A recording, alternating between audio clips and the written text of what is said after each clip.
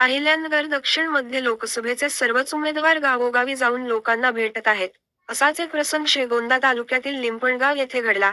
आघाडीचे उमेदवार निलेश लंके गावात येताच ग्रामस्थांनी लंके यांची सभा उधळली.